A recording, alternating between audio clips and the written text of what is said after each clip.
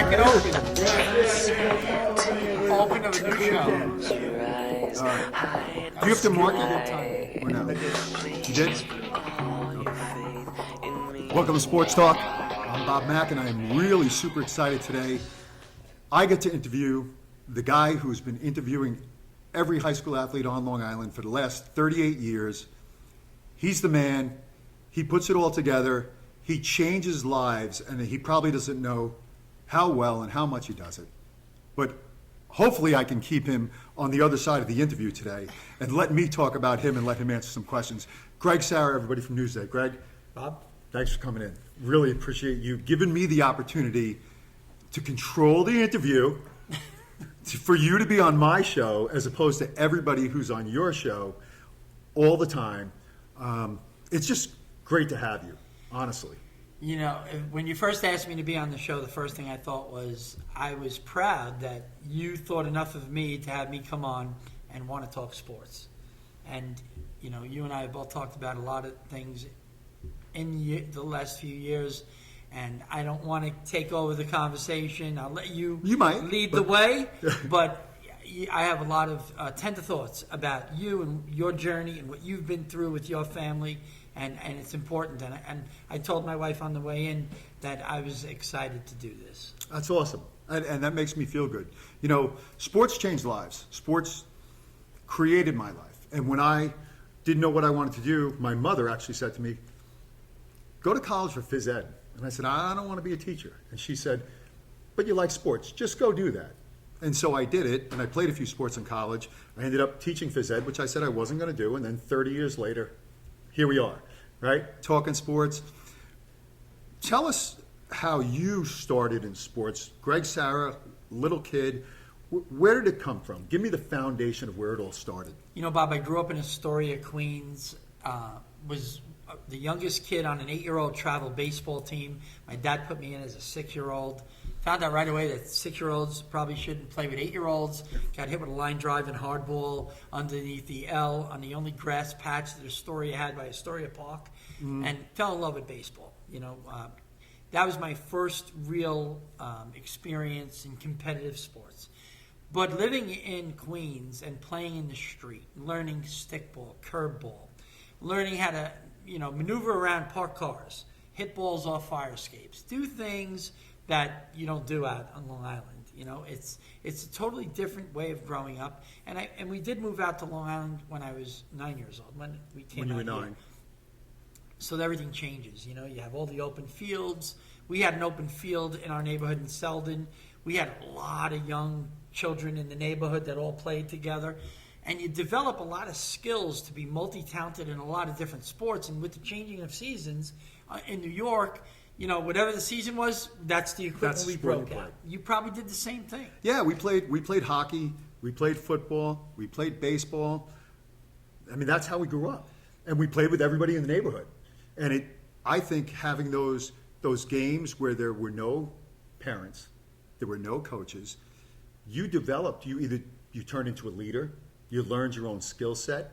Your friends learned your skill set, and they put you in positions to succeed if you were with them. It was really a great learning experience. You officiated your own games. You had your own rules. You monitored each other. You took everything into your own hands. You didn't go to your mom or your dad and have them work out the problem. You always found a solution. You know, you made it fair. Everybody got to play. Everybody was included. You know, you would wake up in the morning, you'd go out, knock on someone's door and say, hey, listen, let's go play. And, you know, and that's different. They don't do that these days. Well, they slammed the door on you and said, he can't come out right now. He's cleaning the backyard. No, those guys, we kept knocking on the door saying, you got to come out and play. We need another guy to even up the teams, right? And you played everything in the Negotiate with their parent. Come on, give me a half hour. You played hockey, you played football, you played baseball, you played basketball. Tell me you didn't do this in your neighborhood. You didn't take a wooden board, nail it into a telephone pole, and play basketball. And how many times did you not have a net? We never had it. Right. So you go like, oh, that went through. That was an air ball. You know, you work those things out. And even when you got into a situation where you didn't agree on things and you smacked it out in the road, you were best friends the next day. Absolutely. You know, it's just different. That was a long time ago. So, Greg, going from there to high school sports, I read a little bit about you, and we'll talk about it. 10 years old, writing your first sports article. So, I mean, you were deep in it. Like we were all playing in the street. Yeah. I was not writing about sports. I was watching it on some of the channels because we only had like 4 or 5 channels that worked. Cablevision was channel 6. Yeah, I mean, it was ridiculous. But talk to me a little bit about this. Well, I'll tell you what, I want to go somewhere else for a second because I think it's all going to tie in together. Your best friend's in the room, right? Yeah, Catherine. absolutely. She's here with us today, which is awesome. Gregg's wife, Gregg Sarra. Catherine. Little shout out over there. But I have a feeling, and we've never had this conversation. This guy, George, is he your other best friend? Absolutely. My father has been a huge influence in my life, from the discipline of growing up in a household where expectations needed to be met in the classroom, in public, wherever it was you had to act appropriately, and anything you wanted in life, he wanted you to work for it. My dad was a big proponent of earn it, and I've always admired him. He was a hardworking business owner, worked early in the morning till 6 o'clock every night, missed a lot of my games in high school, football, baseball, Because he was earning for the family. He was taking care of his family. And he gave me and my sister Karen an opportunity to succeed in our lives. And it all starts with the foundation of family. What was his influence in sports? He coached me in Little League, in baseball, but when I was old enough, he let go of the reins. At 13 years old, he did 1 year of travel with me, and then he let me go on to other coaches and learn from other people and develop other relationships and respect other people that were in control, that were leaders. And I felt that was good for me. It was an opportunity for me to go out and see how that I could go under somebody else's rule, just not in the house, outside of the house. A lot of dads can't let go. They can't let go of their kids. They can't let them just go out and be coached by other people. Bob, I don't know if it's a trust factor or if it's a not being able to let go or if they truly just love it. But at some point, you got to let them go out and just be who they are. It's tough. It's tough. I mean, that was a personal lesson for me. My boys, football, wrestling, lacrosse, I coached them in everything. I taught them their first single leg. I taught them how to catch a football. I taught them. And you're attached as a parent. And now you're going to turn it over to somebody else.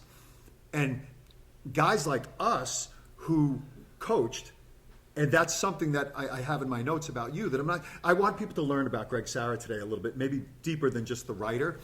And it's hard to let go when you coached and you had success as a coach, and now you have your own kids, and you're turning them over, hoping that the person you're turning them over to has the same values as you, or really strong values, has the skill set to bring them to their best level.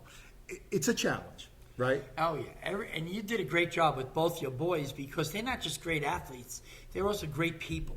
I had the opportunity to interview both of them. I had the opportunity to see them both win and lose. And I got to see them in their best moments and in their worst moments.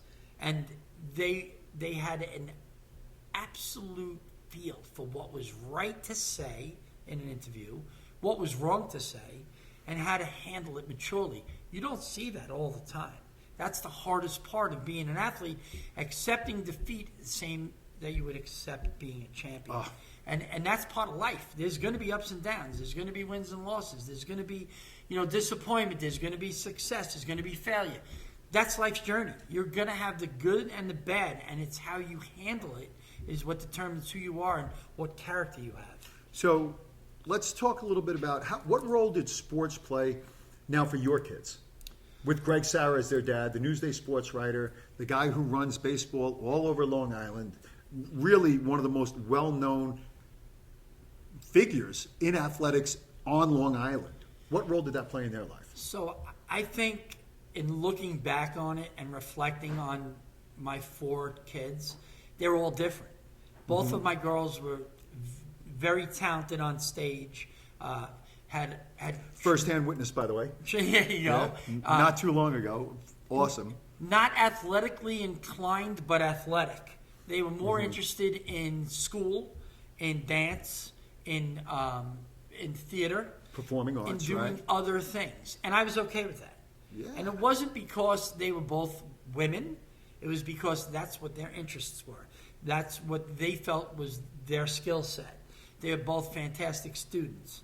They are both good people. You know, Natalie and Emily. Emily is married now. She's married less than a year to a fantastic guy, Steve. I couldn't be happier. And when Catherine and I look at our kids, you know, I don't know that sports played a big role in both my girls' lives. I think that they probably shied a little bit away from sports because Dad was so into it. And, you know, their relationship with me is totally different. It's not sports, but interestingly enough, they both love baseball. They both love going to the Yankee and Met games. Emily loves the Islanders. Natalie is a huge Yankee fan. I mean, she has a Judge jersey. I was going to say the Yankees and the Mets in your house? Yeah, it's Wow. amazing. You know what? That is amazing. They're New York fans. Okay. And they take after their mom. They're big supporters of New York sports, and they know Dad loves it and Mom loves it, and they're into it. So I love that part of it. You know, they're fans more than they were the athletic types. My boys, conversely, were athletes. Gregory was a very good baseball player growing up. And Hofstra? He went to Hofstra. Very good football player. One of the greatest things that you could ever give back, and you could probably relate to this. So Greg played football up until 13 years old. Okay. And he was a very good football player, and he was a little undersized in high school and decided he was going to focus on baseball, which was the right thing because he went and played 4 years of Division I baseball. And Greg always seemed to have to be the guy that was compared to Dad unfairly. A lot of pressure on him. Right. First child. Dad was very hard on him. Dad wanted his expectations were very high, you know. And the bottom line with that was, I coached him all those years. He played on teams with Marcus Stroman and Steven Matz, two major league players. He played on a travel team that had 6 guys get drafted to the professional baseball. So it never bothered him. He was always smart enough, and I attribute that to Catherine because she's smarter than me. He was always smart enough to understand that everybody has a skill set and everybody can do what they can do. All right, and do the best and be who they could be. And Gregory was always the best version of Gregory. He was never the best version of Greg Sr. He was always the best version of himself. That's what you want. Right, and I respect that. That's the greatest thing in the world. And when I look back at that, he gave me one of the greatest gifts that your son could give you. In his junior year of finishing school sports, he was varsity baseball. He did not play varsity football in junior year. Didn't want to. Okay. We were away in New Mexico, and I said, hey, Greg, it would mean a lot to me if you would play your varsity year of football. Senior year, right? So he said, Dad, I really don't want to play. I'm never going to play. They have a great team. I'm never getting playing time. I just think it's a waste of time. I'd rather work on my jiu-jitsu and get my black belt, and I'd rather do other things with my time.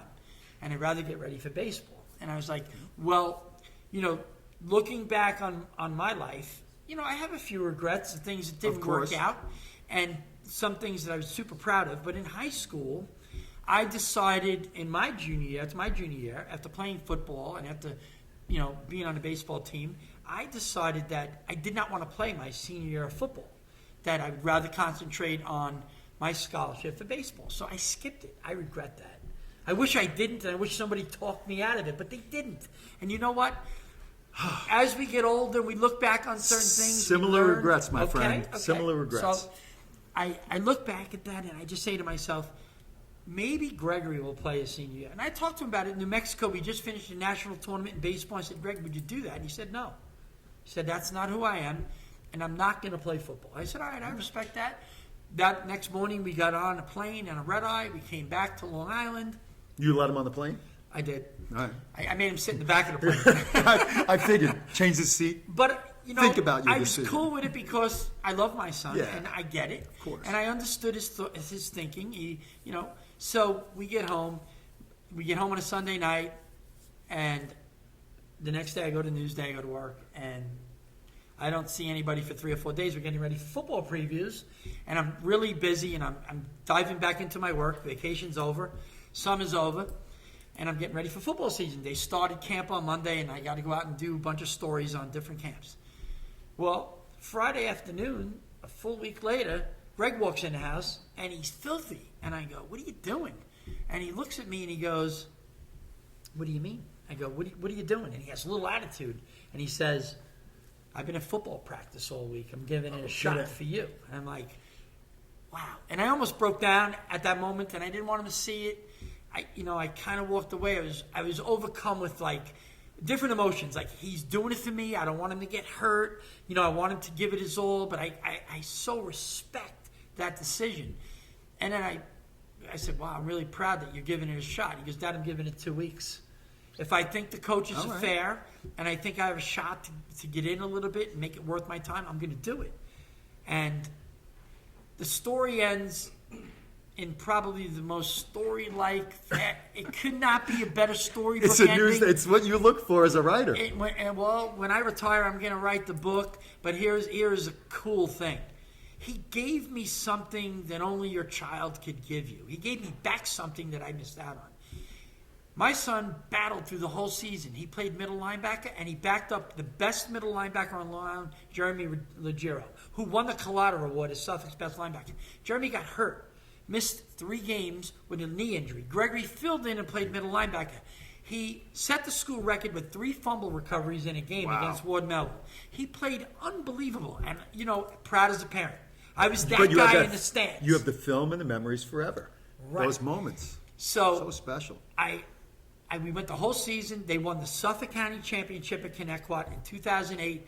They go to the Long Island Championship, and there I am. Instead of the guy behind the mic or the guy writing the story, I'm the dad with my wife in the stand, standing proudly, and now I get it, what all the parents go through. Win or lose, I understand. I'm now living in those shoes. Gregory's team wins the Long Island Championship. Connecticut upsets Freeport. Nobody beats Freeport. No. And we have a picture of our family standing at Hofstra with the gold football that I'm sure you got to hold with your son. Once or twice. Okay. And with my son and Belfort. Right? We stand on the field, and Catherine and I, with Emily, Natalie, Jeffrey, and Gregory, Long Island football champions. You know what? I was good right there. So when you asked me about your kids, and then Jeffrey was injured when he was younger. He had a devastating injury. He said he'd never play sports again, and his arm would probably grow back halfway like a stump. He got hurt at 5 years old, was injured in a park, fell off a slider, and broke his arm, had a fracture of the arm where the ball of the elbow came out the other way. Mm-hmm. He can't do contact sports. He could never play football, blah, blah, blah. Jeffrey, at 5 years old, was a phenomenal soccer player. Phenomenal baseball player. He could do things. Did you tell him he doesn't need that arm for soccer? Well, there's a lot of contact in soccer. Yeah, so come on. if you want to elbow people, you're out of ways you get the ball. But it was devastating because you may feel the same way, but people tell you, you make all the mistakes with your first boy and you do it all right with your second boy. Sure. And Catherine... It's a learning process. Catherine did it right. We had a boy and then a girl and then a boy and then a girl. We rotated, okay?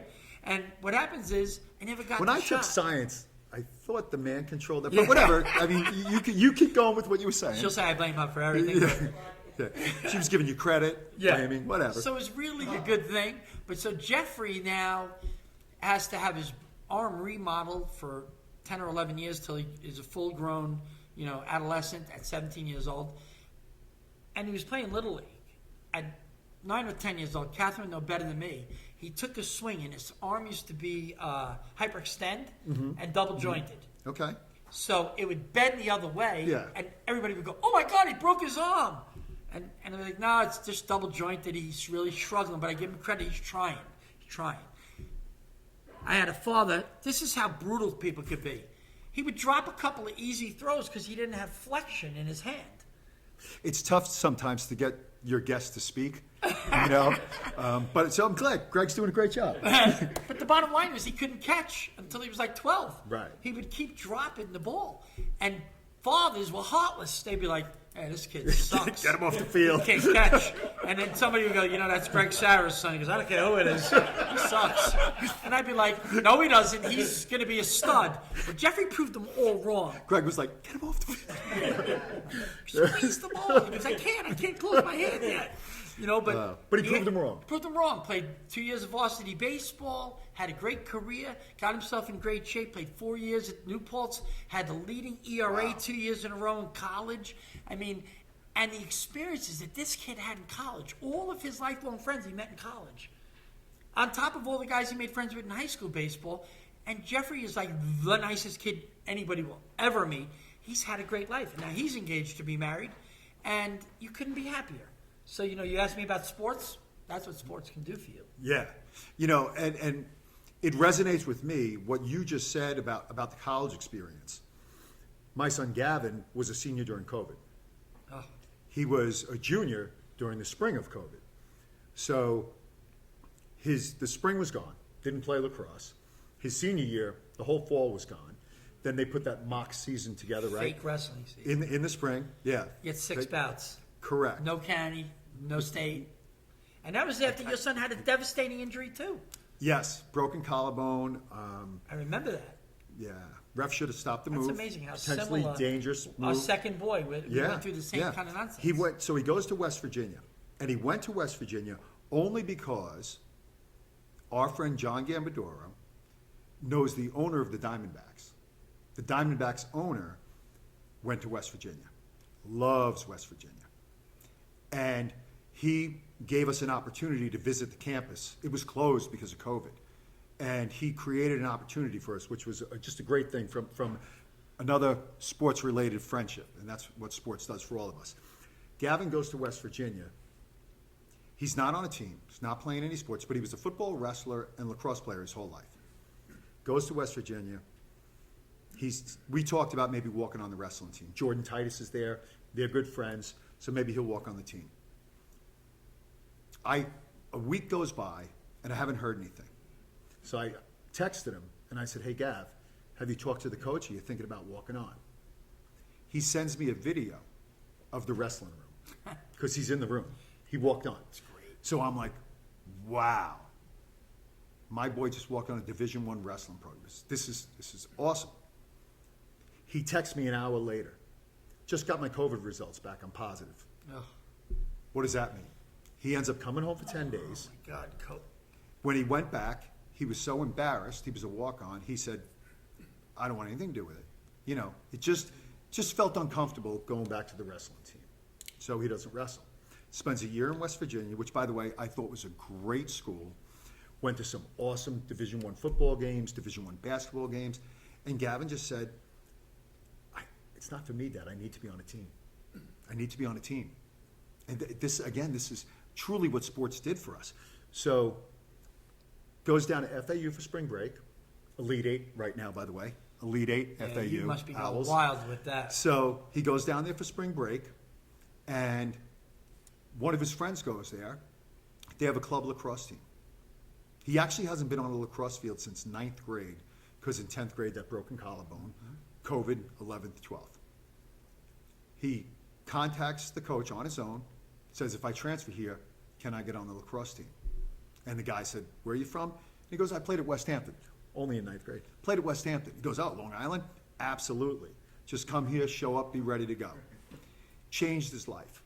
He's playing club lacrosse at FAU. He's got that group of friends for the rest of his life that he's going to have. And he's back to being himself. He's the happiest kid we know. Truly, truly, like just It's very similar. almost the same thing, right? And it's the sports. path, right? It's the path. Yeah. Let's go back to you a little bit.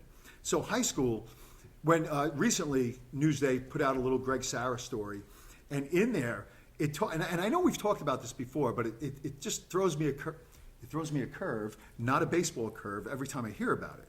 I think of Gregg, I'm like football, baseball, and wrestling. Because he wrestled. And I know you didn't wrestle all the time, but you did wrestle for a few years. I did. In the article, it says football, baseball, and bowling. No knock on bowling. No knock on bowling. But, I was like, wait a second. Because we talk wrestling a lot. Yeah. You cover wrestling. I haven't read that many of your bowling articles recently, Yeah. but I will. I'll look in the archives if I can find The very one. first story I ever wrote Come in on. Newsday was a bowling article about the East Islip boys bowling team in for the love of God. 1985. They've been How good. about They've that? been good forever. Yeah, they've been good forever. They've been good forever. Yeah, their lanes are a lot easier than a lot of the other lanes. That's what in it is? Suffolk County. The oil? Absolutely. Yeah. yeah, like It's real. not bumpers, but it's a lot easier. All right. So the bowling thing you didn't really know about, but it's a really interesting, quick take on it. After I knew that I had a lot of good opportunities for baseball, and I was set on going to St. John's, which I ended up changing my mind for college 3 or 4 times, I decided that wrestling, and Tony Perna, the Newfield wrestling coach, has always regretted it and has always told me that well after I graduated I should have stuck with it. But Messaged me yesterday, by the way. great guy. Yeah. What a great coach. He was the reason why I wrestled all through middle school in 9th grade, and then in 10th grade I decided, you know what? It's probably not the right sport for a guy that's a pitcher and a right fielder that doesn't want to hurt his shoulder. Bowling.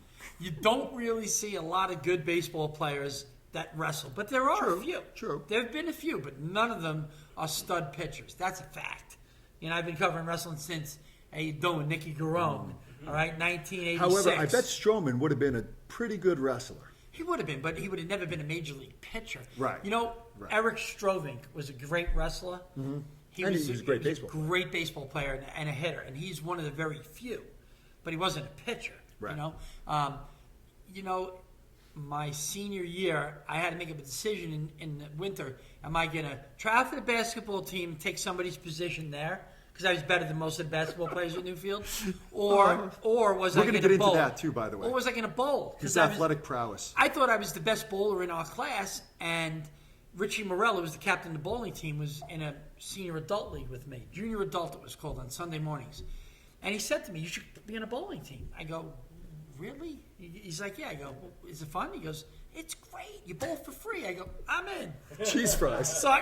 So I bowled my senior year, and when people see that in the yearbook, they go, oh yeah, I remember that he bowled. I wasn't the best bowler, Richie Morel was, but I was number 3 out of the 5 guys, and it was great. You went and bowled, you practiced all week, and you How many bowled miles games. did you run? For bowling? 0. None. How many sprints? 0. Yeah. No. Listen, those Different kids. training. Those kids at Belport, I mean, they were a special group of kids. Like, that was their world, and they were awesome. Really, we had some great bowlers over there, and I my heart goes out to them because they don't get the big crowd that football gets. They don't get the applause that baseball. If you're all state, you get some, but really, it's different, and you're always off site. Well, You never have a home game. You It's really would never agree home. as a director of athletics at Belport, you would agree with this. The one thing I missed out on, that a lot of people miss out on, is I would have been on the golf team. Oh yeah. Wouldn't you have played golf if you knew about when golf was? Wise shoulders, wise brain, young man, very Yeah. dumb. I would have loved to. All have us been on the football golf players, we should have played golf. team. Yeah. Absolutely. And we missed out. And Yeah, free golf. yeah, but Catherine liked the football guy. Well, Catherine was in junior high when I was in college, so she liked all the football guys before me, Gil was a stud wrestler, and he played. He was on the golf team, and he was a standout. Yeah. And he played football. It's a great place to be. And It's a great place to be. it was a cool thing. It was never expected. Anybody that doesn't think golfers are great athletes, try golfing. I haven't. Very tough sport. I haven't moved past the 5th line in my 3 pages of notes. Let's start the interview now. So, yeah. By the way, Bob, I can tell you this, so it's on the record early. So I met Catherine when she was a senior at Newfield High School, and I was a senior in college. Just want you to know. So it's 40 years that we're together. She's dealt with a lot. I know it. I can imagine. And I'm sure everybody who knows you could imagine. But Catherine's a saint. We love her. So I'm going to look for quick answers. Okay. Okay, quick answers. We're going to see if we can get quick answers because there's a lot to cover. But when you talk about our kids, I know. You're just gushing. You what? I was. It's okay. We're moving on from we those love our guys. kids. Go ahead. You played college baseball. Yes. You're a very good college baseball player. And by the way, I was talking to some mutual friends that we know. I don't know if everybody knows you as the writer. I think a lot of people know the baseball background. When did you know that you were truly a gifted athlete? Because you're probably, I think most of the coaches and people that you write about and go onto the field in the middle of the winter and a winter coat, they have no idea. Gregg Sarra, that can really play basketball better than most people, can probably beat most people in ping pong. And like, when did you know, honestly, that you had that eye-hand coordination, a special talent that most people don't have? Yeah, you nailed it. It was eye-hand coordination. At a young age, and I can play lefty and righty and everything. You know, one of our dearest friends, Frank Casara. You want to thumb wrestle? No, I'm kidding. But he'll tell you that I invited him and his brother to play basketball with me in Madison Square Garden. You know, we played in the Hoop It Up tournament, and it's one of the greatest things ever, because I look back at my life, and not as a reporter, I'm not going to tell people, but I know there's a lot of people as I got older that they would say things to me like, oh, I had no idea that you were a great athlete. And I'd be like, well, it depends on what great athlete is. I don't know. I'm not going to ever introduce myself as a guy that was good at a lot of sports or well-rounded, you know, because I was well-rounded for a long time, too. I got really heavy for a long time. you know, it's like... Yeah. So, you know, it's interesting in that as we grew up, our generation, we were good in all sports because we played everything. You know, we played hockey, we played basketball, we did everything. You know, I developed a lot of skills. I played against all the older kids on Long Island all the time. I never played with my age group or with the younger kids. I always wanted to be challenged by people, you know, and that's where it all came in. Yeah, I talk to Frank a lot too, and a lot of our conversation, and I'm not really looking for you to rebut this, but a lot of our conversation, we talk nature versus nurture, and an athlete is an athlete. You know, I knew when Liam was 2, there was something there. Yeah. And I think that's part of your DNA. Playing in the neighborhood and playing against older kids and all that, if you're bad, you can be really bad against older kids, just like the kids your own age. When you have that gift of it's someone who can sing. They don't get better at singing just because they were in the choir. I wanted to be in the choir. It didn't work out. You know, my best friend is a great musician and singer. Yeah. Guess what? We spent a lot of time in bathrooms singing. He put up with me. You know what I mean? It didn't change the fact that my vocal cords don't want to do what his do. Your coordination and athleticism, I'm just saying, it's something you should be proud of. I'm not looking for you to rebut it. No, I won't something rebut it. that I think everybody who watches this should know, that you're not only really swift with the pen, but athletically, you connect, you empathize and resonate with all those athletes out there, because that's who you were. And that's probably what makes you a great writer. I make it fun. I get sports. I understand sports, but I understand the athlete. So writing about the athlete is easier for me than some other people. There are better writers than me. There aren't better reporters than me. I'll tell you that right now. I will investigate and report out a story and get the details. So much so that I'll be sitting there with 4,000 words of notes writing a 500-word story. Figuring out how you're breaking it down. Yeah. How do I break it down now? You know, and it's funny because, you know what, Bob, when I look at certain things, I tell kids all the time, you know, if they say, well, you could throw BP all day, you know, you could still hit the ball really far. You know, as you get older, some things start to change. You lose your legs, or, you know, some things don't work the same way. But I tell them, you can be a better athlete. You can be better at anything you do. But when it counts is when nobody is watching. It's what are you doing when nobody is watching you? The golden rule of life. Right. Are you working at it to be the best at it? And what are you doing to be the best at it? I tell kids that I've coached forever, for 35 years, what are you doing when you're not with the coaches, when you're not with your dad? Are you in the gym? Are you running? Like you said, are you running? Yeah. Are you, as a baseball hitter, are you on the tee? It's boring. But you got to be on that tee. Repetition. Are you working on what you want to be great at? And the great ones are always working. Yeah. And that's a message that everybody, even anything, singing, speaking properly on TV. Writing. Read all the time so you write better. Read other people's stuff. Get better. But, the only way you're the best is to get better. Always. It's called work, right? Always improve. Putting in the work. Put in the work. Putting in the work, putting in the time. Greg, did you have pro aspirations? Yeah. I know there was conversations about you in pro baseball. Talk a little bit about that. A little bit. A little bit. So I had a really good high school career. I had a very good college career. I was a Knickerbocker Conference All-Star, Metropolitan Conference All-Star. I had a great senior year. I expected to be drafted. And back then, they didn't have a big to-do with the draft. It was, you got a phone call from a scout.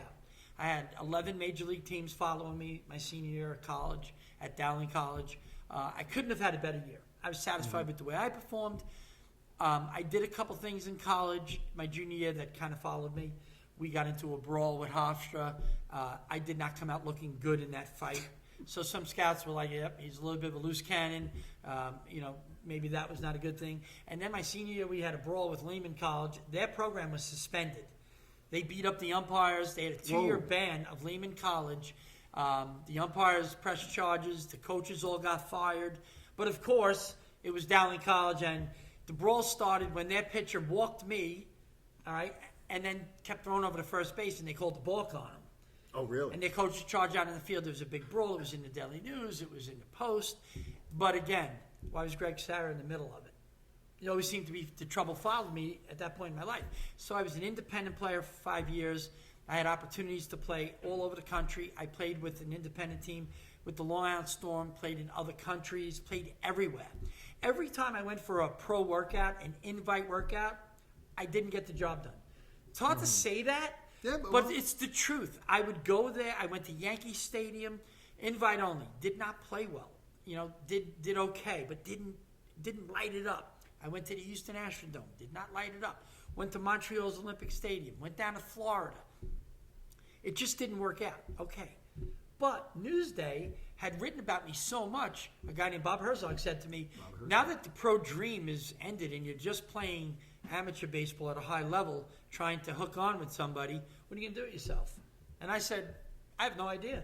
I had worked at Mather Hospital as a stores clerk, and then he said, well, you know sports, and you have real good knowledge of sports. We have an opening for a part-time assistant to take scores in high schools. Would you be interested?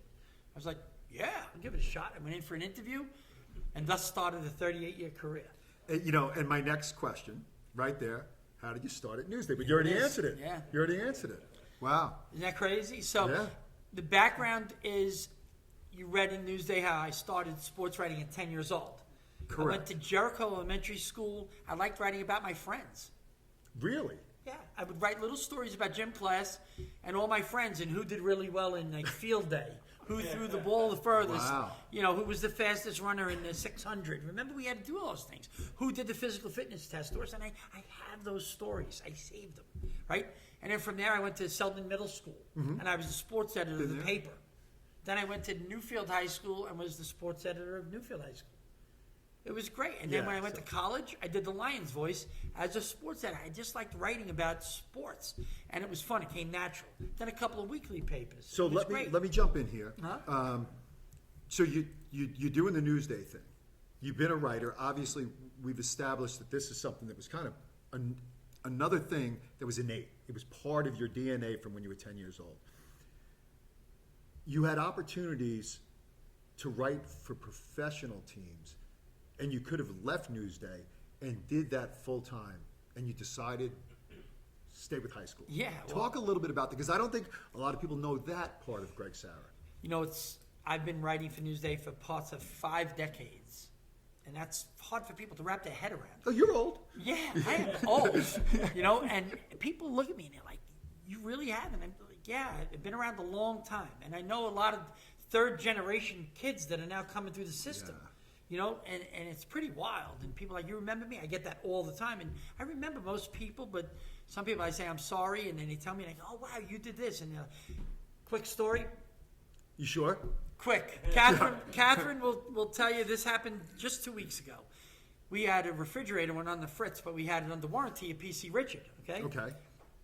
So we had a guy come over to fix it, and he didn't have the right parts. He was going to get the other parts. He said to her he was leaving. He had a mask on. And he said goodbye, and he walked out the front door. And I said, he left? And she goes, yeah. I go, all right. So I opened the front door, and I said, hey, man, thanks a lot, I appreciate it. He came walking back to the door, and he took the mask off, and he goes, hey, man, I got to ask you a question. I get that all the time. And I go, yeah, what? And he goes, are you Gregg Sarra of Newsday? And I go, that would be me.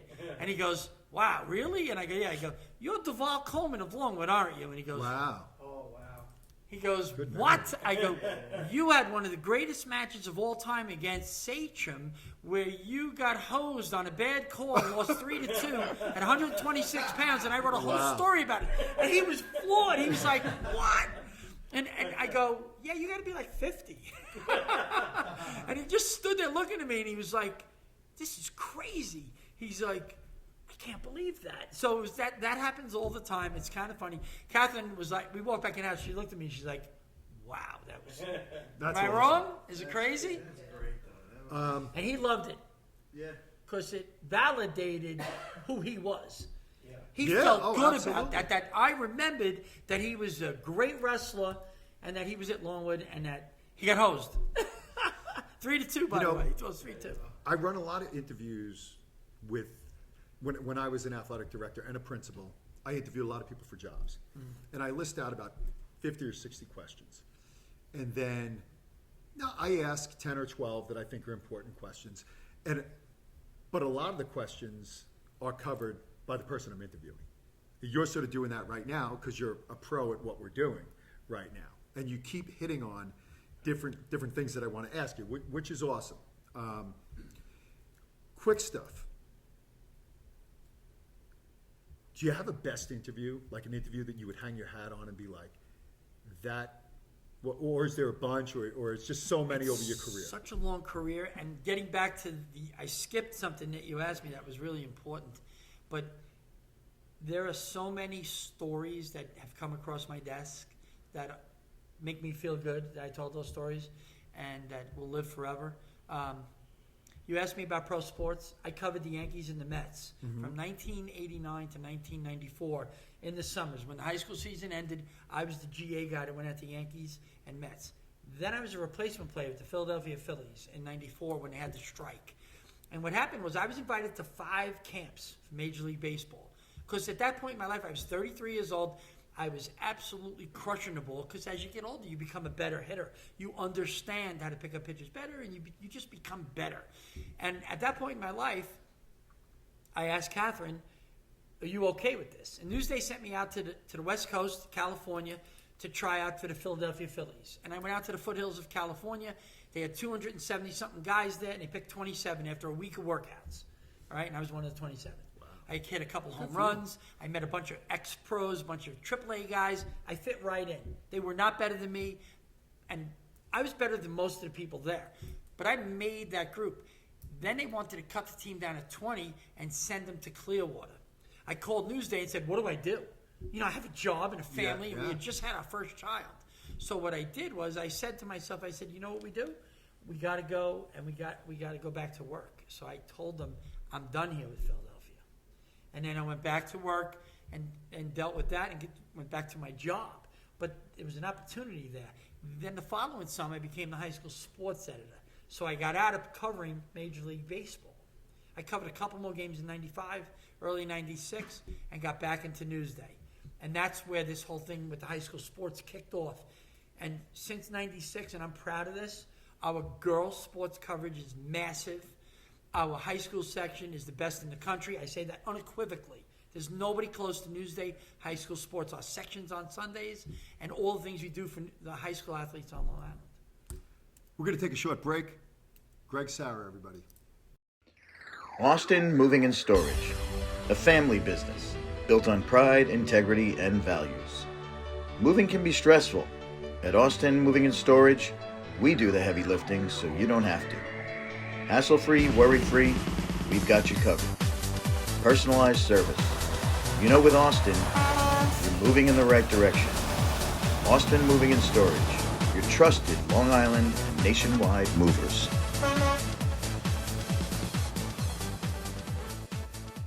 And I'm back with Gregg Sarra. Gregg, I want to talk a little bit about, and it's going to be very quick, and I know you probably don't want to talk about it, but I want to put it out there.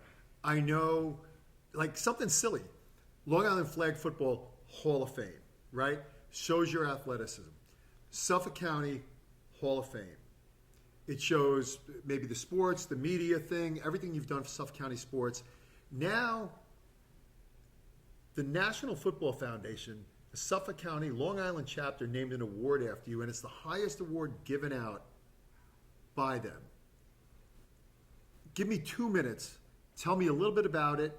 I know that the Hanson and the Thorpe are the highest football awards, and now they've sort of combined everything and made it the Gregg Sarra Award. It's got to be a special thing. It's got to be pretty darn cool.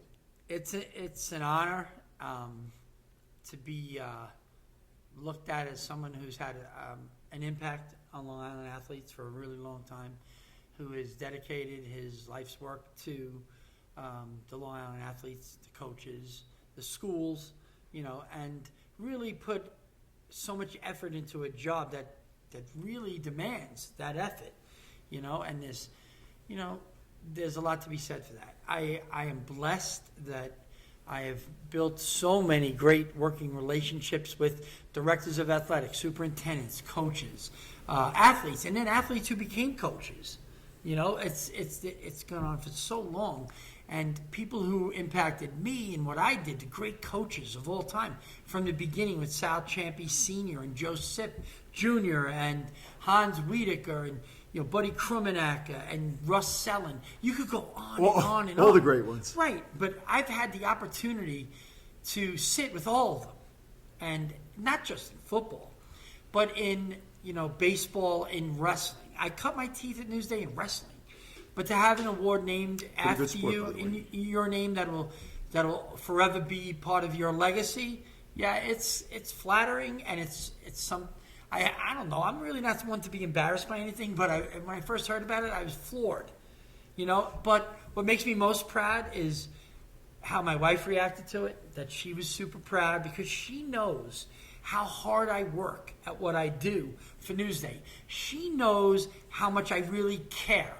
And when people are negative about Newsday's coverage or about something we did, or if we get something wrong, because we get it wrong sometimes, how I want to make it right and how I care.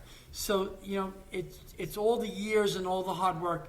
And, people say the cliche, blood, sweat, and tears. There really is that, And I feel bad that I couldn't do that for every sport. And I think the blood, sweat, and tears is about being away from your family. I mean, let's face it. When I see you up at Albany, at the States, you're passionate about what you're doing.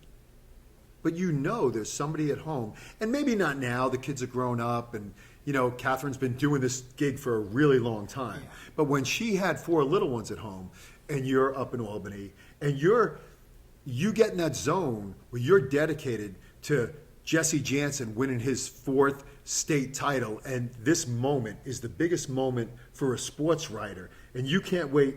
Put pen to paper, make it happen. And at the same time, you had little ones at home crying and her taking care.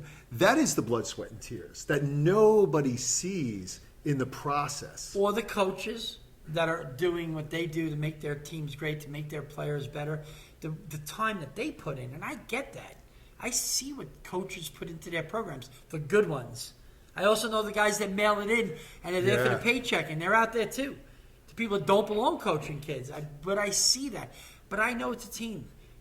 Catherine and I are a team. I know what she did all those years. And I'm coming to the point in my life now where it's all about her, and it's not about the job. Even though I care deeply about the job and getting things done, for me, I know what she sacrificed. Is that the Facebook pictures of you and Catherine and the dog walking on the beach? That's what that is now? Yeah, out by your place. I wasn't sure what that was. Okay. What is it? We were in Clog. Kudos to Catherine. Is that the name of the beach? We take him to the ocean, right? West Hampton Beach.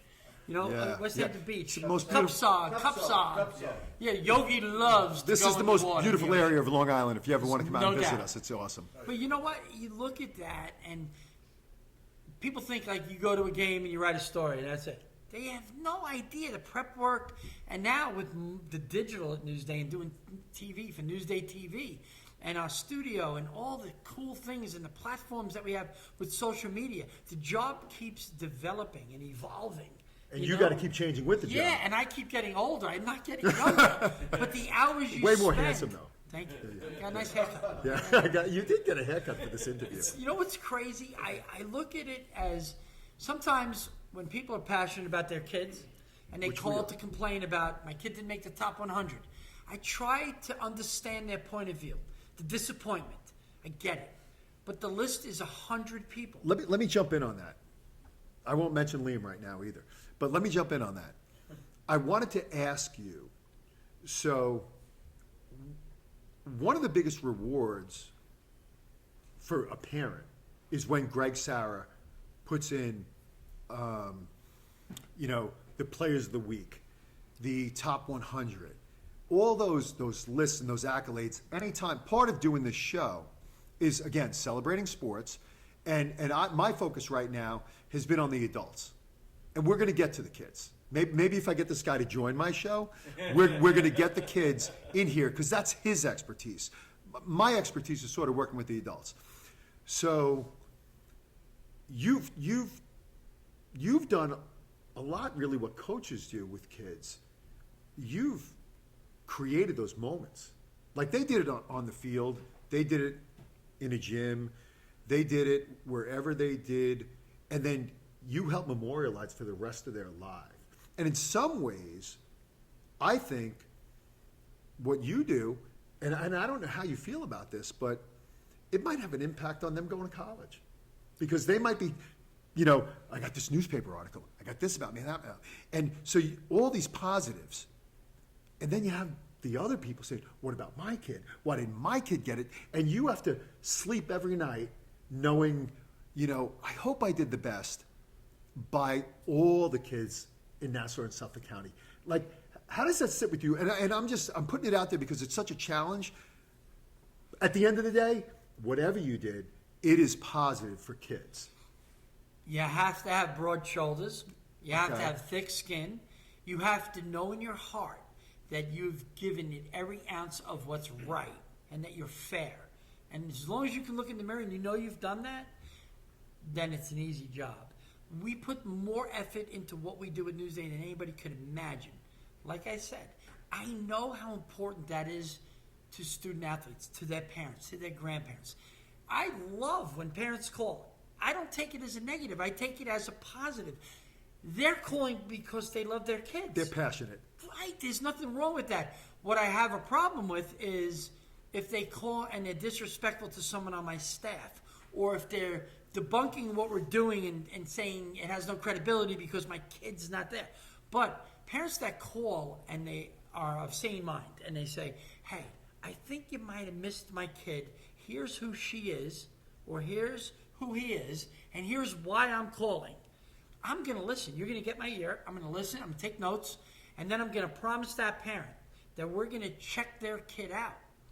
And if there's something to it, we're going to cover a game. Maybe that kid is a great student athlete and can be an athlete of the week. There's a lot of ways to get them in a highlight or to do it so that that person walks away and goes, you know what? That was a great interaction. That worked for me. Positivity. Is there a lot of negativity in the world and everybody's always doing Way the too whole, much. yeah, this is no Way good, too that's no good, that stinks, what about me? I get it. But I've been doing this for so long, it cycles out every 4 years. I mean, you gave Carl Yastrzemski his award, right? No, it was Babe Ruth. Oh, you were one-upping me right there. I see what's going on here. I'm He was so set up for that and just killed me on it. It's like you get it. And the grassroots, there's nothing better than grassroots. And you asked me this a couple times in the past, and it's kind of cool. Catherine and I have had private dinner with Muhammad Ali, okay? Nobody in a restaurant but me, Catherine, John Gambadoro, and his wife, Muhammad Ali, and his manager, okay? That pretty much sums up. I've sat in the presence of the greatest athlete of all time and got to talk to him way before. He's got nothing over me. Oh, man. It was amazing. I've had the opportunity to interview in person, not on the phone, Michael Jordan, Lawrence Taylor, in the same day. when Michael Jordan was out in the Arizona Fall League playing baseball, trying to be a baseball player for the Birmingham Barons. Wow. I happened to be writing about him out there and got in the elevator to go to the Arizona Cardinals football game. And who walks in the elevator? LT. Hey, man, what's happening? And I was like, wow, this is my life. Was he fired up? He was fired up. He was going to be on Not TNT. that means anything, I'm just saying. He was doing a TNT broadcast. All right, but I got a having picture to of do mine. that, being in the locker room with Bill Parcells or with George Steinbrenner or Derek Jeter, the list goes on and on. But guess what? You asked me this once before. What are your favorite stories of all time? It's on the list. Well, start. Ask me the question. Greg, Yeah.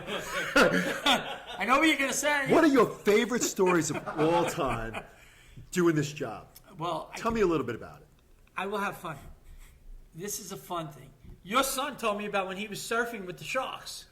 That was kind of like, wow. Yeah, I'm well with that too. And he wasn't even afraid. He goes, yeah, that's their ocean, and we got, we're in their area. So we got to respect, These their Greenpeace home. guys, I can't deal with them. But your son was, that was a crazy part of that story when he won the Hanson Award. But I have been blessed with ushering in and being an advocate for girls' sports on Long Island and having Newsday take covering that to the highest of levels. And I was going to ask you about that. So, because I put down like all-time best male or female that came through Suffolk County, right? It was on my mind. Yeah. Just because you've seen them all. Like, you've seen them all. And I don't know that, or maybe I do know, because I know you well enough that you probably have a pecking order in your head that you might not say. But, like, Kazmarski comes. It just Nicole comes. Kazmarski in the 90s is the greatest You see what female I'm saying? athlete of all time, bar nobody, because of what she did. She was a pioneer. She filled the gyms. Everybody wanted to see the girl that could hit a guy's jump shot. Who said it was a guy's jump shot? It was a girl's jump shot. She was great. She elevated, and she did the right thing. She was fantastic. Really, like, how do you make comparisons? Because someone like we know Belle Smith from West Hampton. Right. Now, she was an All-American in 3 sports. Right. 3 sports. She would be in my top 10 of And female she athletes. set the school record in volleyball, basketball, and lacrosse. Yep. And she didn't have a senior year in lacrosse. And Amazing. still set the record for all the points. Like, how do you... And then, give me some other girls basketball players. Who do we have? Molly Brothers. Molly Brothers from Bellport was fantastic. And, she was overshadowed by a few other players during her time. But Sue Bird, a lot of Sue people Bird. don't know that Sue Bird lived in Syosset, went to Christ the King. Nicole Kazmarski left Sage and went to Christ the King. They were on the same team. But Sue Bird was the point guard, so Nicole Kazmarski said, I'm not doing that. So her father moved her back to Long Island, lived with her, went to Longwood. Longwood. Then said, Longwood isn't good enough, I'm going to go to Sachem. But everybody was interested and intrigued by Nicole Kazmarski. She was a fantastic, great player. Right, she was known. You got Pele, you got Ali, you got Kaz on Long Island. You got Kaz on Long Island. Right? Yeah, But yeah. Sue Bird went on to have one of the greatest careers in WNBA WNBA, history. yeah. She's a Long Island. I agree. And then so the girls are done. Now we go to the guys. Mm-hmm. And you're a big baseball guy, and we have a lot of professional baseball players. We don't produce a lot of professional football players, but we've had some. Interestingly, when I interviewed Joe Sepp, he was inducted into a Hall of Fame, the New York State Hall of Fame, with a guy named Jim Brown, which was kind of cool. And I love to boast to everybody he's a Long Island guy. He's Manhasset, but he was before our time not as far as football, as far as you writing about it. Right. In Suffolk County, who are your guys? The first phenomenal athlete that I've ever covered in the mid-'80s. Do you know it? I was thinking Adam. Yes, Adam Mariano. Yeah. That was fantastic. Thank you. A lot of people Thanks. don't I realize know my he sports a wasn't little bit. Yeah, he wasn't just a Hanson Award winner as the best football player in Suffolk County. He was also a state wrestling champion and a state track star. This Now- kid was phenomenal in everything he did, and he was an Adonis. He Oh. was like, he had the body of a 25-year-old man Penn State. and not an 18-year-old kid. Yeah. Somebody actually once told me that my son was almost, because he was the Hanson Award winner and a state finalist in wrestling. if he had won the states, they would have sort of talked about it. But it is what it like. No, Adam, even to be talked about in the same breath as Adam is pretty wild. Now you say Adam, but you've had other greats that you've covered. Oh, After Adam. Freeport High School football had 3 guys in the same era that all went on to the NFL that were phenomenal high school football athletes. DeBrickashaw Ferguson, who played for the New York Jets, Ferguson. he won the Thorpe Award as a lineman. That's rare. Okay? Moreland Greenwood was a linebacker at Freeport. Okay? And you know who the third one was? Come on, I'm picking your brain. It's Nassau County. It might be tough. No. That's part of the island. I know. Clifton Smith. Clifton Smith. Another guy played in the NFL. Guys that were just off the charts. Great football players. People look at football on Long Island as being okay. They don't look at it as a breeding area for football, but we have had our share of NFL players. Yeah. Now let's talk about. So you make a difference in a lot of different ways. You hired a guy, the guy I mentioned before, John Gambadoro. You hire this guy. He's probably 5 years younger than you. You gave him an opportunity that Herzog gave you at Newsday. Mm-hmm. That opportunity, he makes the most of, right? He puts in the work. Puts in the work, does the things that you said earlier. He makes the most of it. He does well at Newsday, and other guys, Cassidy. Bobby Cassidy. Bobby Cassidy, boxing guy, gives him some opportunities because he's writing articles and he can't double dip, so he gives them to John. John learns. John is John Gambadoro. He grows. And he makes his bones with you guys at Newsday. Goes out to Arizona, makes a name for himself out there. He's from New York. He kind of talks like this and, he's got a bit of a New Yorker hey attitude, a tough guy at 160 pounds. Yeah. And he ends up with his own show. He's got a sports radio show. Drive time. Gambo and Ash, then Gambo and Burns currently, right? He's almost at retirement age, which is kind of really cool. I'm thinking guys that made it to that level, he's got to at least buy you like a Camaro. Like he doesn't have to buy you a Cadillac or a Lincoln, but do you at least give yourself a little bit of credit, a little pat on the back, knowing that somebody you gave an opportunity to made a career out of it, made a life out of it? He is self-made. I will tell you about John Gambadoro, and this is a cautionary tale in some ways. But wait, you can't say self-made. He took advantage. He did great, but you helped him. You gave him the opportunity. So John Gambadoro comes in as a Newfield grad, comes in to work at Newsday, and has little writing experience, but loves sports. Is deep into sports and knows a lot Got a great hook shot. Oh, if he does, I don't know about that. But anyways, Gamble comes in and he is excited. He's enthusiastic. He's a hard worker. And the first story he turns in, Bob, he turns it in longhand, in a notebook. And I'm like, John, what are you doing? He goes, well, I want to write it out first before I type it in. I want you to go over it and edit it for me here. Tell me what's good, what's not good. I go, you wrote out a whole story in like 4 pages. So he goes, yeah. He goes, I want to get it right. I go, it's going to take you forever if you keep doing this like this. He goes, but that's who I am. I wanted to. I took all my notes over here, and then I wrote it over here, and then I'll type it in. So I read it, made a couple of corrections. He typed it in. It went in. His career was always 100% all in, willing to do whatever it takes to get the job done. And that's why he's successful. Then he takes that skill set, and here's a cool little Gambo story. Bobby Cassidy, his father was the well-known Bobby Cassidy boxer, and Bobby Cassidy is another hardworking guy who took the job very seriously, and now is the executive producer for all multimedia at Newsday. He climbed the ladder because he's excellent at his job. He says to Gambo, I have an opportunity for you.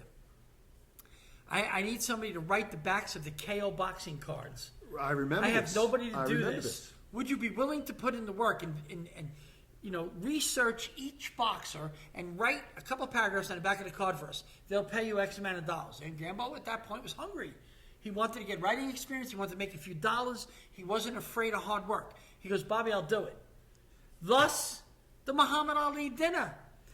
And Gambo became friends with everybody. well, you mentioned earlier your friend Frank Sarra, who was the Golden Gloves boxing guy. That's right. Who Gambo reached out to. Help me write these Help me, cards. because Frank knew about all the boxers. There you go. It was just that network that really worked Do together. you think Gambo ever gave Frank credit for that, or did Gambo take all the credit for writing the backs of those cards? Well, he should have put I know. John Gambadoro and Frank Sarra as the writers.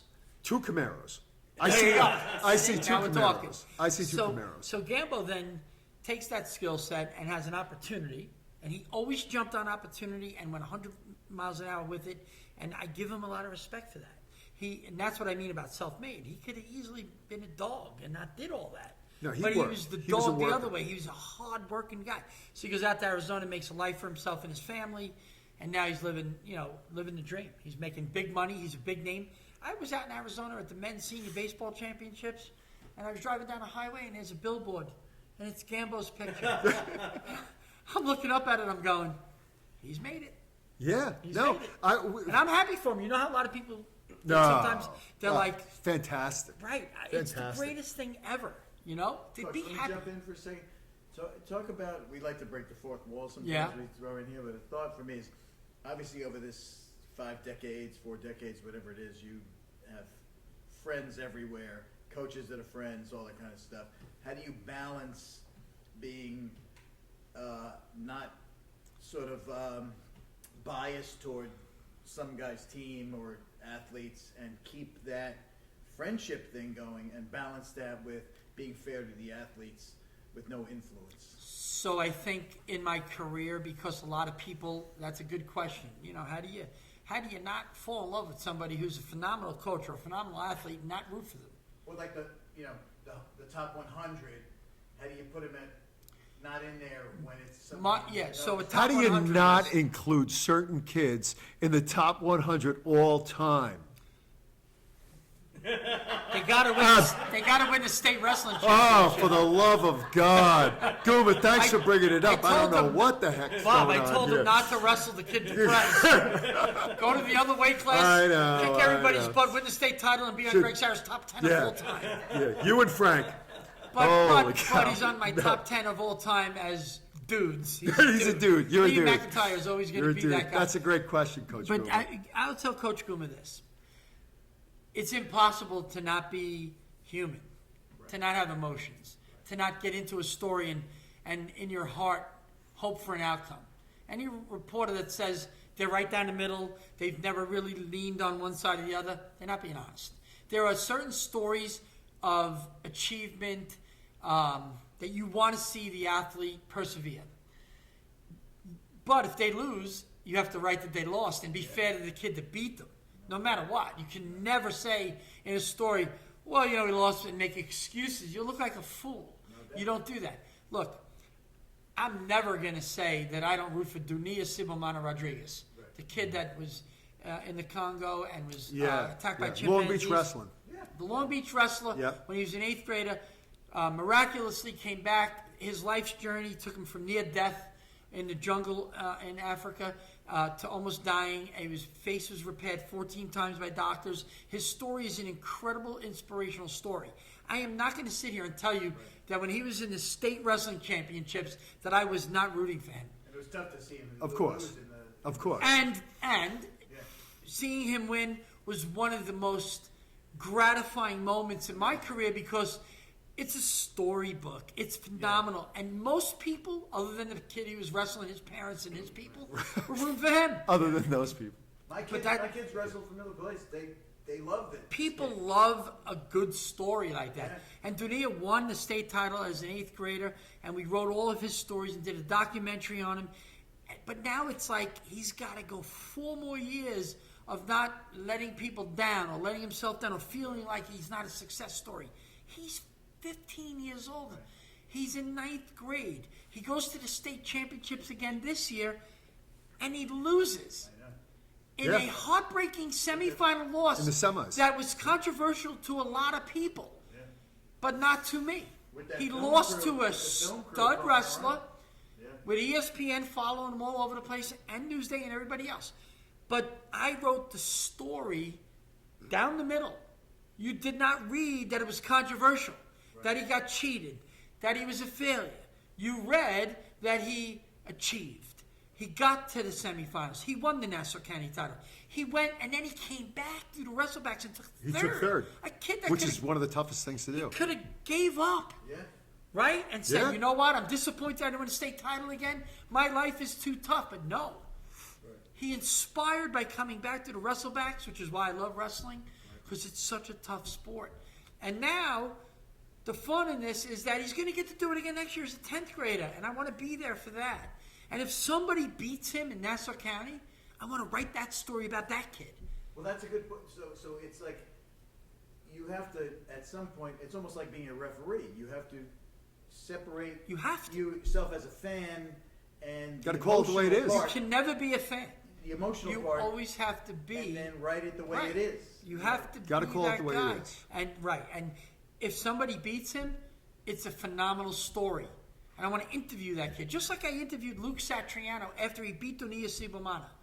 I wanted to know his thoughts. How do you feel about beating the state champion? How good was he? Right. And that kid was great in the interview. I mean, great. And Dunia was great in defeat. And that's what you look for in these stories. So when we talk about stories like that turn you on over, through your life, the wins and the losses are great. The championships are great. But the stories that inspire are the stories people want to read. Sure. Best story is the Dunia Sibomana story now, currently going on. The best story back in the day, you'll remember it. The most heartbreaking loss of all time in wrestling. Rohan Murphy of East Islip is winning in the Suffolk County Finals. Suffolk County Finals. 91 pounds. I remember. He's winning 5-1. Match is all but over. He is a double amputee, no legs. Was he Islip? He was wrestling Justin Finity of Brentwood. Oh, Brentwood. Okay. And the kid was a great wrestler. He hits him with a 5-point move as time expires. He gets his 2 and then his 3, and he beats him 6-5. And Rohan Murphy is on the mat, despair. I mean, just totally destroyed. And the entire arena boos the winner. And it struck me and made me feel like, oh my God, what about the kid that won? Not about the kid that lost. How unfair is that? But And I there's had- human emotion everywhere. It's just human emotion. And I had tears in my eyes for Finity. Yeah, in my heart, I felt terrible for Rohan because everybody in the world loves a good story. But he lost. All right? It doesn't mean he's a bad story. He is a kid with no legs in the finals. He's still a great story. And I wrote the story about Finity. And I wrote that I thought it was unfair that the crowd booed the kid. I felt crushed for him and his parents and his coaches. That's great. But And you it's move tough to write forward, right? Sometimes you have to write the unstorybook ending. But You know still what a I'm saying? storybook ending for Finity, you Right, know? right. It's But just not the ending people really want. What you're telling me, though, Greg, is being Gregg Sarra, you have the right to write what Gregg Sarra felt. Yeah. And a lot of people out there want you to write what they want. what they're feeling. And your job It's to write the right thing. Yeah, but it's not even the right thing. It's what you felt. What I see. You're the writer. Yeah. You have human emotions like everybody else, and you're writing the story that hit you when you covered it. That's the story. When Spencer Lee lost, right? Spencer Lee, 3-time national champion. Anybody who was betting on wrestling, Spencer Lee was going to be a 4-time national champion a week ago. He lost in the semifinals. My boys were distraught. They didn't want to watch the rest of the semis. Their Dan Gable had just lost, and they didn't know what to do. Like, they literally didn't want to watch. Whoever was writing that should have wrote about their emotion, how they saw it in that moment, and not write to appease this side or that side. Just write. There's 2 stories. Isn't that the freedom of writing, Yeah, though? there's 2 Just stories, write it. Bob. There's 2 stories there. There's Spencer Lee in the most devastating loss of a wonderful career is a column. Right. and the kid that beats him from Purdue is the greatest win of maybe this era. Yeah. But those are great stories, Oh, my both of goodness. them, and written by, like you said, the person that is behind the eyes that are seeing this, experiencing this, and feeling this.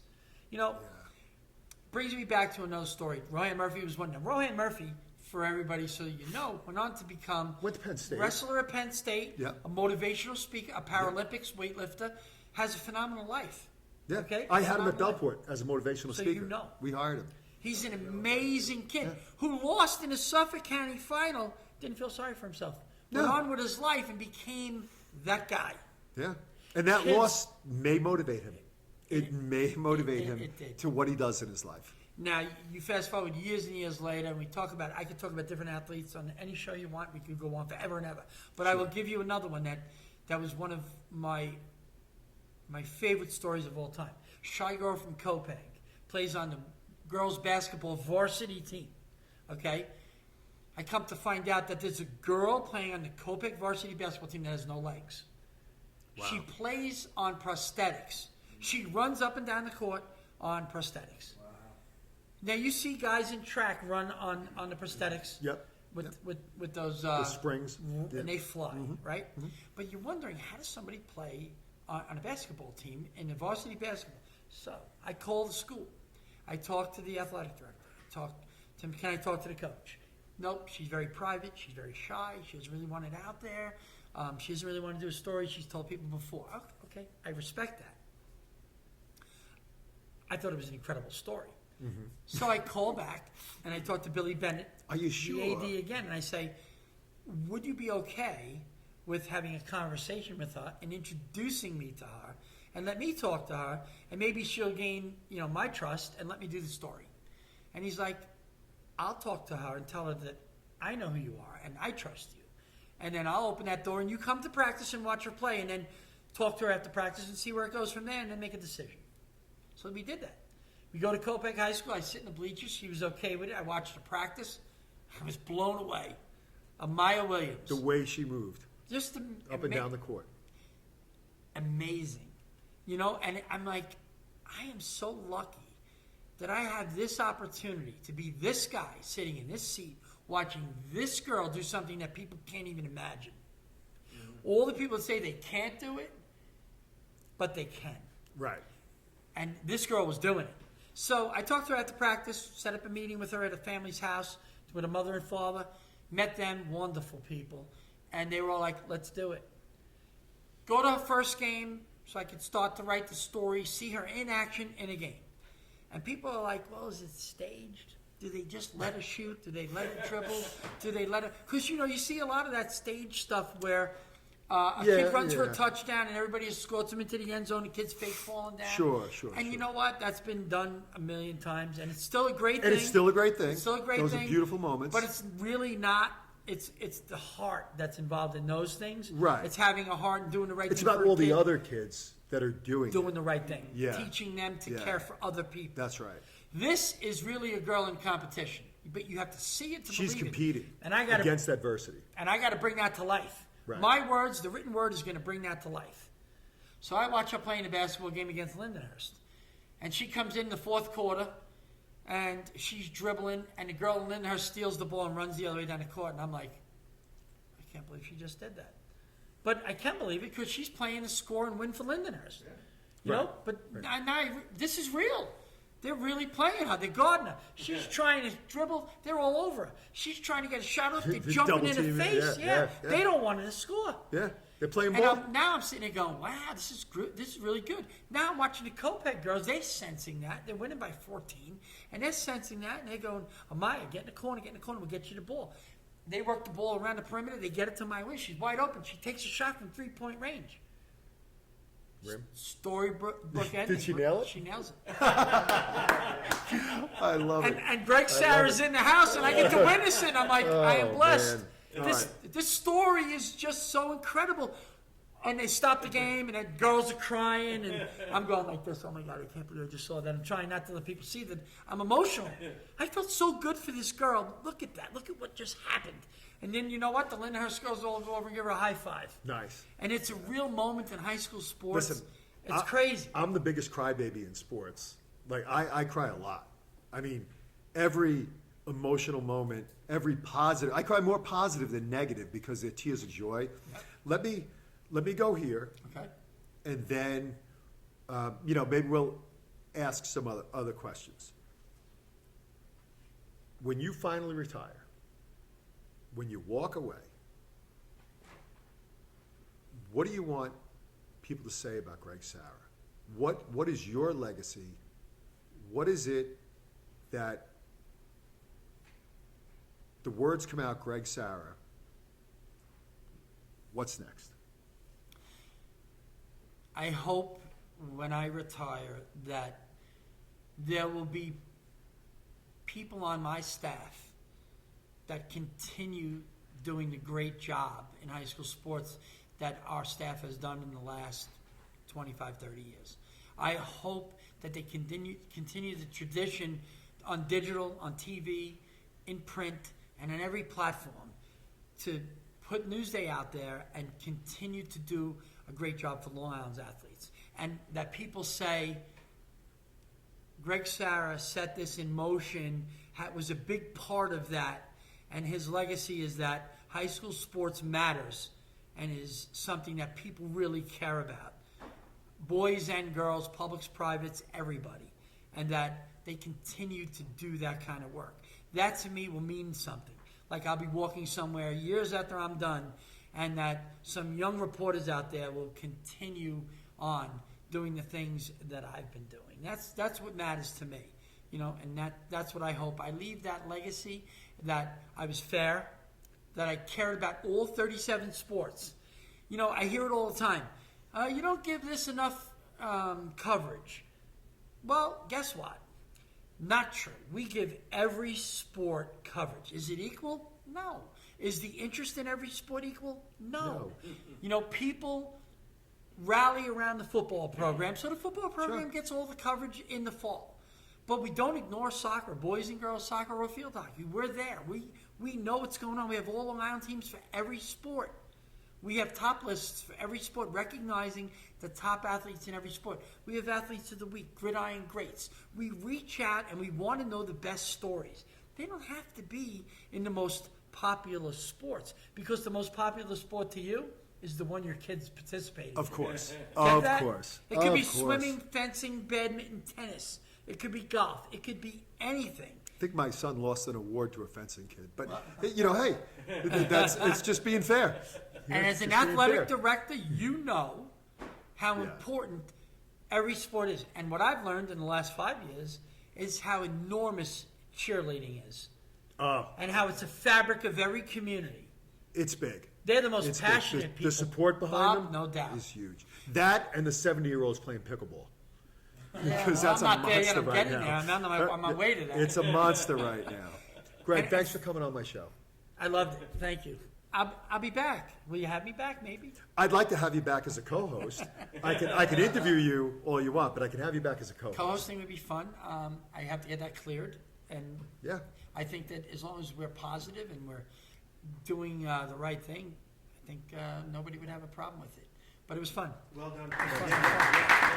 It's just, Change now, his voice. I'm like, we're not going to unmic. I can do this one too. Hey, Greg, buddy, how you doing, man? Nicky I Jerome. can't believe you're on How my you doing, show. It's Nicky? unbelievable. Volume too loud, so we'll roll. Okay. All right. We're good. I'm ready. I didn't. What did you say? You were hitting the table. look, Yeah. Oh, I thought you it's said a my nervous thing. I didn't. Whenever We're going to you reverse the tables here. This is the whole point of this interview. Well, at some point that might happen. you're gonna see Bob Mack with a slash through Gregg Sarra. What you're going to see is a billboard with the Mac and Greg show. There you go. Similar to the one in Arizona. Gambo Burns. That reminds me. But whenever you're ready, Bob, you can roll into your intro. So, He has a billboard. We don't. Yes. Well, you can. Me too. Bob does.